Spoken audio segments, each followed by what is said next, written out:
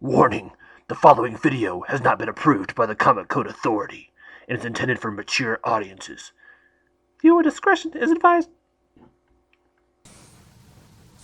Hey, what is going on, everybody? Welcome back to an episode of The Comic Assassin, and here I'm in the hidden confines of the house because I got kids downstairs playing Fortnite, wife's downstairs doing something else, and I'm just trying to make a quick video. So I'm going to make this quick, and I want to give some advice about another resource of picking up things for your collection. Alright, we all know about going to your local comic book shop, we all know about eBay, some Facebook auctions, things like that.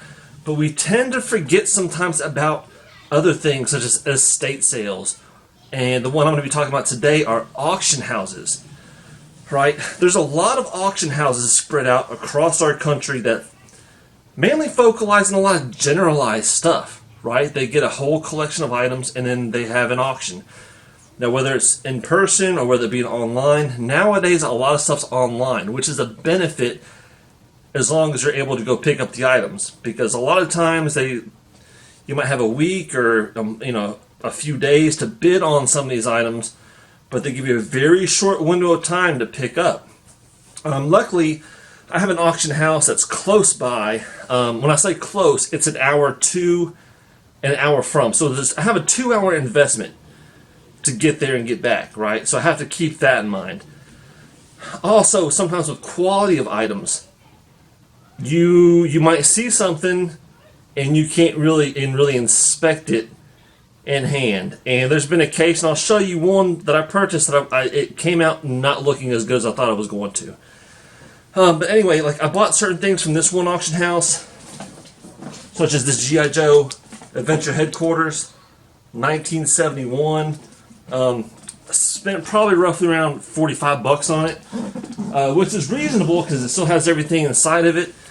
Could easily sell that for $45 and $50, but the thing is, now you can buy this probably for $50 on eBay, but with an additional $40 of shipping and handling, right? So overall, I think I did pretty good on that. But I have picked up some comic books, starting with Anthro. Now, Anthro was a short little series that came out of DC. Got Anthro number 2. Oh, are these all out of order? 3, 4, 5, and 6. Now, all those were 12 centers. This one is a 15 center. This is the end of the series. And I think I paid $12 for all of them, which is a really good deal for these books. Even though Anthro is not one, there's a lot of collectors out for it. It's a pretty neat run, and they're actually in pretty good condition. Even though they're not bagged and boarded, as you can see, pretty good condition. But there was also another book I picked up during that same auction, which did not have the quality that I kind of like, but it's still a cool book. And that's DC Special number 3. This is the all-girls special. Neil Adams art going on right there. But as you can see, and this is something you just can't see, because sometimes all they give you is just a general picture. And that's all you get. But you got some chipping right there, some tear in the cover, spine wear. I mean, the condition of the bag just, to me, tells me like how rough it was. And I spent a little bit of extra on this. Not a lot. I mean, less like... I didn't spend more than $25 for it. So, pretty decent for the price, but one I wish I kind of would have inspected beforehand if I had the chance. But once again, that's 2 hours of my day to go inspect an item. And so with one auction, there was 2 things that I really wanted. There was a collection of comics, and all they showed was a collection of random comics, 5 comics, and all they showed was a sliver of one. And I could tell automatically that it was a Moon Knight number 1. Not a Werewolf by Night, not a first appearance of Moon Knight, but Moon Knight number 1, which I already own a copy of. But at the beginning bid, I was like, if I can get it for cheap, it doesn't matter what condition it is, I'll pick it up. But it started to get out of hand, and like once it got to like $30, $35, it's like, hey, I don't know what the condition of this book is in. I'm not even going to worry about that. But there was another item in there that I've always wanted, and I have it now. I'm going to do a little bit of work to it, but I think for every comic book collector, this is something that, not every, but for most, you kind of want in your collection, and that is the spinner rack. Right, so finally got me a spinner rack. Got it for $7. Right, which is ridiculous. I mean, even like brand new ones.